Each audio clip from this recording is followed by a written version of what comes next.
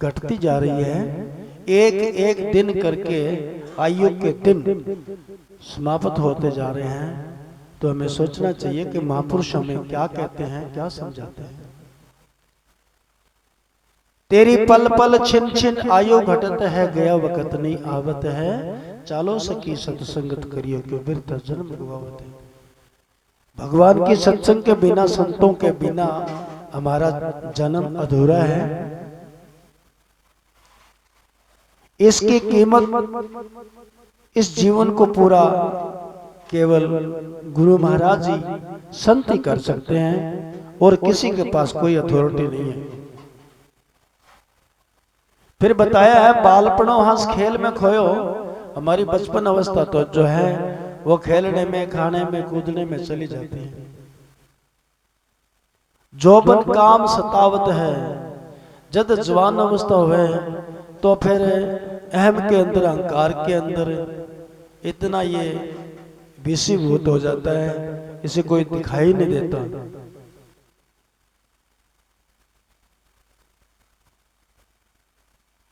तो जहां अहंकार है वहां भगवान की भक्ति नहीं है, तो सीधी बात है।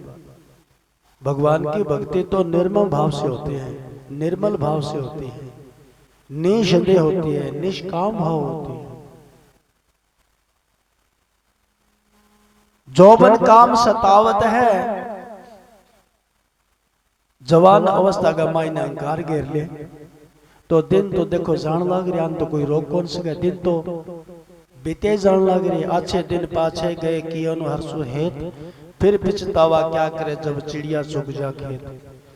जब हमारी कामना रूपी चिड़िया ज्ञान रूपी खेती को निकल जाएगी तो फिर क्या करेंगे हम।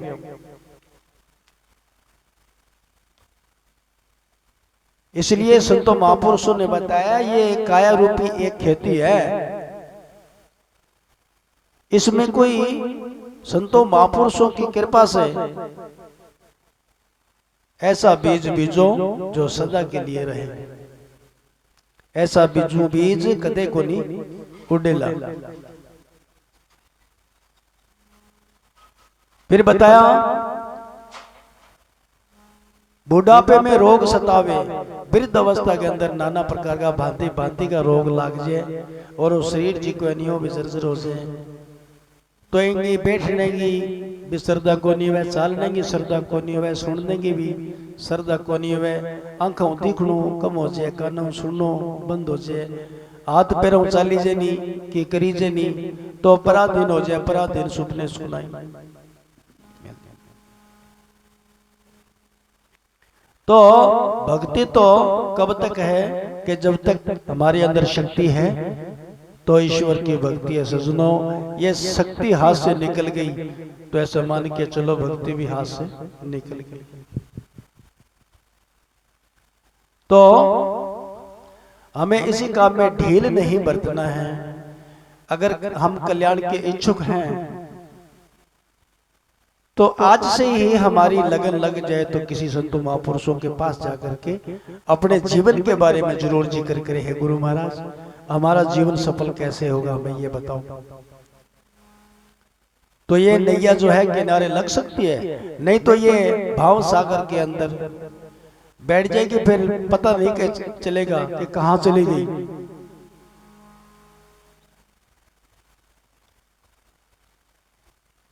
भाव सागर का ऊंडा नीर अपारा, डूब रही है नैया ना मिल रहा है किनारा।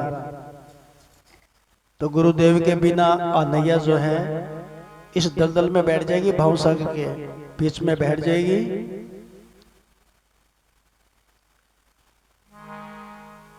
तो इस नैया को बचाना है तो आज से ही हमें किसी महापुरुष की शरण ले लेना चाहिए। बुढ़ापे में रोग सतावे, तृष्णा क्रोध बढ़ जावत है। वृद्ध अवस्था के अंदर ये मन जो है चंचल बहुत ज्यादा हो जाए, ना तो कहेंगे दूसरे की माने ना ही कहेंगे सुने। क्यों? कहेंगे जिनकी दिमाग की शक्ति है, आत्म शक्ति वह बहुत ज्यादा कमजोर हो जाए, ये करके बिल्कुल श्रद्धाहीन हो जाए, तो प्रायवश हो जाए। ऐसा अवसर खोकर सजनी अभी बहुत सुनहरी मौका है। मानव तन पायो,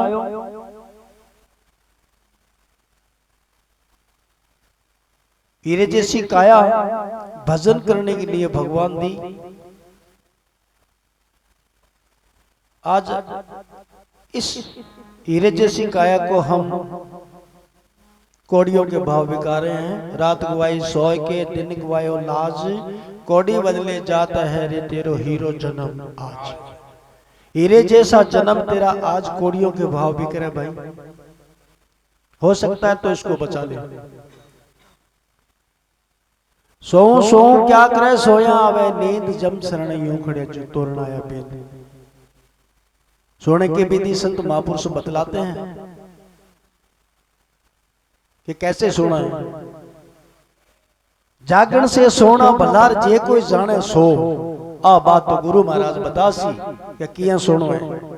आज जुगती तो भाई बतासी। अंदर देवला चसरिया पैर सहज सुमरन हो।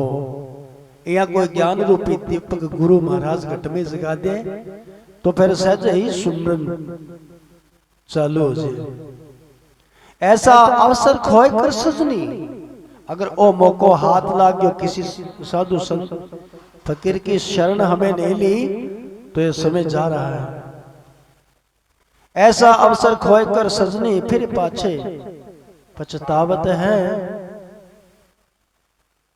चालो सकी सत्संगत करियो क्यों व्यर्थ जन्म गवावत है। फिर स्वामी जी महाराज ने बताया है ऐचल राम सत्संग करने से। सत्संग क्या है? सत्संग कोई गाना बजाना नहीं है, कोई हारमोनियम या वीणा, कोई मंजीरा नहीं है। कोई सत्संग वही है जहां सत और असत का निर्णय होता है, जहां एक परमात्मा की चर्चा होती है। सत्संग होते जानिए जिथे एक को नाम पखानिए। जहां एक परमपिता परमात्मा की चर्चा होती है, ऐसी सत्संग को ध्यान पूर्वक मन और चित्त की वृत्तियों को शांत करके हम संतों महापुरुषों के सत्संग सुनेंगे तो ये अमृत का सिंधु भरा सत्संग बड़े महान।